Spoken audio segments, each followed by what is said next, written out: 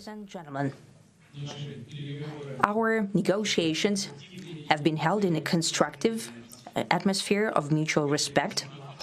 We have very thorough negotiations that were quite useful. I would like to thank once again my American counterpart for the proposal to travel out here to Alaska. It only makes sense that we've met here, because our countries, though separated by the oceans, are close neighbors. So when we've met, when I came out of the plane and I've said, "Good afternoon, dear neighbor. Very good to see you. In good health and to see you alive." I think that is very neighborly. And I think that's some kind words that we can say to each other. We're separated by the Strait of Bering, though there are 2 islands only between the Russian island and the U.S. island. They're only 4 kilometers apart. We're close neighbors, and it's a fact. It's also important that Alaska has to do with our common heritage, common history between Russia and the U.S., and many positive events have to do with that territory. Still, there is tremendous cultural heritage back from the Russian America. For example, Orthodox churches and a lot of more than 700 geographical names of Russian origin. During the Second World War, it was here in Alaska that was the origin of the legendary air bridge for the supply of military aircraft and other equipment under the Lend-Lease program. That was a dangerous and treacherous route over the vast emptiness of ice. However, the pilots of both countries did everything to bring closer the victory. They risked their lives and they gave it all for the common victory. I was just in the city of Magadan in Russia, and there is a memorial there dedicated to the Russian and the U.S. pilots. And there are 2 flags, the U.S. flag and the Russian flag. And I know that here as well, there is such a memorial. There is a military burial place several kilometers away from here. The Soviet pilots that buried there who died during that dangerous mission. We're thankful to the citizens and the government of the U.S. for carefully taking care of their memory. I think that's very worthy and noble. We'll always remember other historical examples when our countries defeated common enemies together in the spirit of battle camaraderie and allyship that supported each other and facilitated each other. I'm sure that this heritage will help us rebuild and foster mutually beneficial and equal ties at this new stage, even during the hardest conditions. It is known that there have been no summits between Russia and the U.S. for 4 years, and that's a long time. This time was very hard for bilateral relations, and let's be frank, they have fallen to the lowest point since the Cold War. I think that's not benefiting our countries and the world as a whole. It is apparent that sooner or later we had to amend the situation to move on from the confrontation to dialogue. And in this case, a personal meeting between the heads of state has been long overdue. Naturally, under the condition of serious and painstaking work, and this work has been done in general.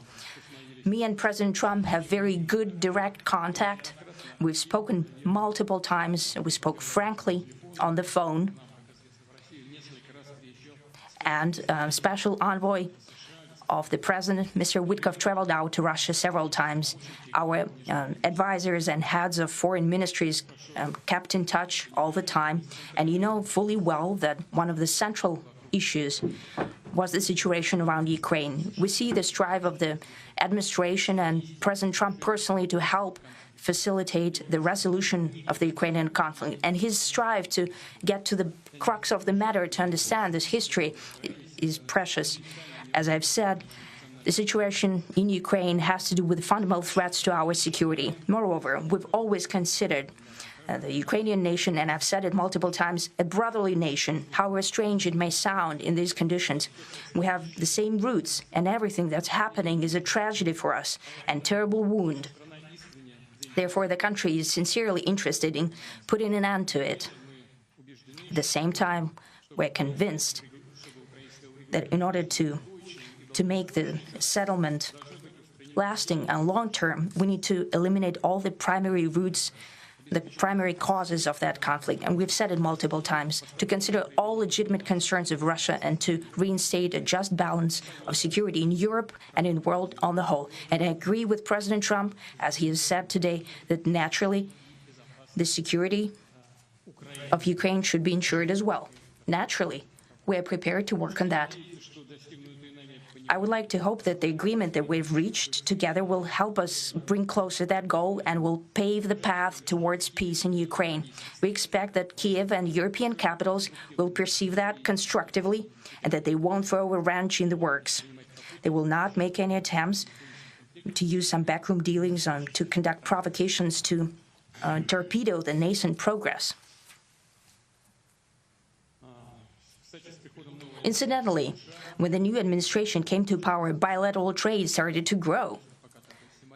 It's still very symbolic. Still, we have a growth of 20%. As I've said, we have a lot of dimensions for joint work. It is clear that the U.S. and Russian investment and business cooperation has tremendous potential. Russia and the U.S. can offer each other so much in trade, digital, high-tech, and in space exploration. We see that Arctic cooperation is also very possible, and our international context, for example, between the Far East of Russia and the West Coast of the U.S. Overall, it's very important for our countries to turn the page, to go back to cooperation. It is symbolic that not far away from here, at the border between Russia and the U.S., there was a so-called international date line. I think you can step over, literally, from yesterday into tomorrow. And I hope that we'll succeed in that, in political sphere. I would like to thank President Trump for our joint work, for the well-wishing and trustworthy tone of our conversation. It's important that both sides are result-oriented, and we see that the President of the U.S. has a very clear idea of what he would like to achieve. He sincerely cares about prosperity of his nation. Still, he understands that Russia has its own national interests. I expect that today's agreements will be the starting point, not only for the solution of the Ukrainian issue, but also will help us bring back business-like and pragmatic relations between Russia and the U.S. And in the end, I would like to add one more thing. I'd like to remind you that in 2022, during the last contact with the previous administration, I tried to convince my previous American colleague that the situation should not be brought to the point of no return when it would come to hostilities. And I said it quite directly back then, that it's a big mistake. Today, when President Trump saying that if he was the president back then, there will be no war. And I'm quite sure that it would indeed be so. I can confirm that. I think that overall, me and President Trump have built a very good, business-like and trustworthy contact. And I have every reason to believe that moving down this path, we can come, and the sooner the better, to the end of the conflict in Ukraine. Thank you. Thank you. Well, thank you very much, Mr. President. That was very profound. And I will say that I believe we had a very productive meeting. There were many, many points that we agreed on, most of them, I would say, a couple of big ones that we haven't quite gotten there, but we've made some headway. So there's no deal until there's a deal. I will call up NATO in a little while. I will call up the various people that I think are appropriate, and I'll, of course, call up President Zelensky and tell him about today's meeting. It's ultimately up to them. They're going to have to agree with what Marco and Steve and some of the great people from the Trump administration who've come here, Scott and John Radcliffe, thank you very much. But we have some of our really great leaders. They've been doing a phenomenal job. We also have some tremendous Russian business representatives here. And I think, you know, everybody wants to deal with us. We've become the hottest country anywhere in the world in a very short period of time. And we look forward to that. We look forward to dealing. We're going to try and get this over with. We really made some great progress today. I've always had a fantastic relationship with President Putin, with Vladimir. We had many tough meetings, good meetings. We were interfered with by the Russia hoax. That made it a little bit tougher to deal with, but he understood it. I think he's probably seen things like that during the course of his career. He's seen it all. But we had to put up with the Russia hoax. He knew it was a hoax, and I knew it was a hoax. But what was done was very criminal. But it made it harder for us to deal as a country in terms of the business and all of the things that we'd like to have dealt with. But we'll have a good chance when this is over. So just to put it very quickly, I'm going to start making a few phone calls and tell them what happened. But we had an extremely productive meeting, and many points were agreed to. There are just a very few that are left. Some are not that significant. One is probably the most significant, but we have a very good chance of getting there. We didn't get there, but we have a very good chance of getting there. I would like to thank President Putin and his entire team, who I know in many cases, other than that, whose faces I get to see all the time in the newspapers. You're almost as famous as the boss, but especially this one right over here.